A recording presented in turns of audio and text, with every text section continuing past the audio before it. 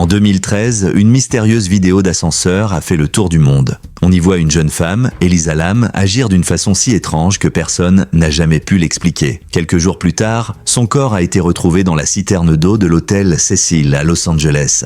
Était-ce un accident, un meurtre, ou quelque chose d'encore plus sombre ?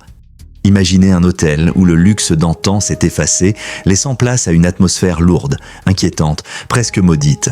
Un lieu où se sont succédés meurtres, suicides, trafics, et où même les tueurs en série trouvaient refuge. Cet hôtel existe et son nom est le Cecil Hotel à Los Angeles. C'est là que s'est déroulée l'une des affaires les plus mystérieuses, la disparition d'Elisa Lam. Une affaire qui, encore aujourd'hui, divise enquêteurs, journalistes et passionnés de mystère. Elisa Lam était une étudiante canadienne de 21 ans. Originaire de Vancouver, elle était connue comme une jeune femme timide, curieuse, passionnée de lecture et très active sur son blog Tumblr. Elle souffrait aussi de troubles bipolaires, ce qui compliquait parfois ses relations sociales. En janvier 2013, elle décide de voyager seule à travers la Californie. Ce voyage était pour elle une façon d'explorer le monde, de sortir de sa routine et d'écrire sur ses expériences. Son itinéraire devait être simple. San Diego, puis Los Angeles, avant de continuer vers Santa Cruz. Mais personne n'aurait pu imaginer que son voyage allait s'arrêter brutalement. Au Cecil Hotel. Construit en 1924 au cœur de Los Angeles, le Cecil Hotel avait été pensé comme un établissement prestigieux. Mais avec le temps, le quartier s'est dégradé, devenant l'un des plus dangereux de la ville. Le Cecil est alors devenu un repère pour sans-abri, trafiquants, prostituées et criminels. Son histoire est marquée par une série de drames, des dizaines de suicides depuis son ouverture. Le séjour de Richard Ramirez, surnommé The Night Stalker, un tueur en série américain qui terrorisa la Californie dans les années 80. Et même celui de Jack Unterweger, un autre tueur en série autrichien. Ce lieu semblait attirer les ténèbres. C'est dans cet environnement inquiétant qu'Elisa Lam posa ses valises le 28 janvier 2013. Au début, rien d'anormal. Elisa explorait Los Angeles, écrivait sur son blog et appelait régulièrement ses parents. Mais au fil des jours, son comportement devient étrange. Des clients de l'hôtel affirment qu'elle parlait seule dans l'ascenseur ou qu'elle faisait des gestes incohérents. Un employé raconta plus tard qu'elle changeait de chambre à plusieurs reprises parce que ses colocataires de dortoir se plaignaient de son comportement bizarre. Le 31 janvier, elle devait quitter Los Angeles pour Santa Cruz.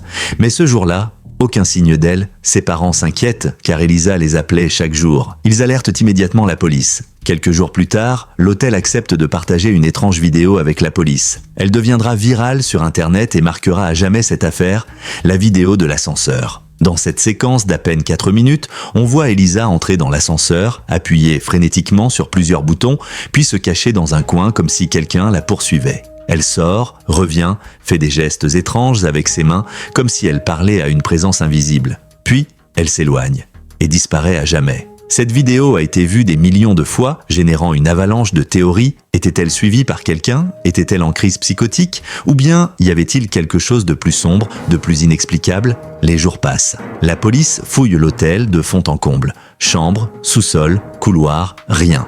Des chiens pisteurs sont même utilisés, mais ils perdent sa trace près d'une fenêtre qui mène au toit. Pourtant, cet accès est normalement verrouillé. Pendant ce temps, les clients de l'hôtel commencent à se plaindre d'un détail glaçant. L'eau qui sort des robinets est trouble, au goût étrange. Le 19 février 2013, après plus de 2 semaines de recherche, un employé monte sur le toit pour vérifier les réservoirs d'eau. À l'intérieur de l'un d'eux, il fait une découverte qui glace le sang. Le corps nu d'Elisa Lam, flottant dans l'eau, en état de décomposition. Comment avait-elle pu se retrouver là? Les réservoirs étaient lourds, difficiles d'accès. Il fallait grimper, ouvrir un couvercle pesant plusieurs kilos et se hisser à l'intérieur, une opération presque impossible seule. L'autopsie révèle que la cause de la mort est la noyade accidentelle. Aucune trace de drogue ou d'alcool n'est trouvée dans son corps, hormis ses médicaments habituels pour le traitement du trouble bipolaire. Mais pour beaucoup, cela ne suffit pas. Certains pensent qu'Elisa, en pleine crise, aurait accédé au toit et plongé dans le réservoir sans comprendre le danger. D'autres affirment qu'elle aurait été poursuivie, peut-être agressée, puis poussée dans la cuve. Mais aucune preuve d'agression n'a été retrouvée. Le passé maudit du Cecil Hotel alimente toutes sortes de rumeurs. Esprits, malédictions, forces occultes.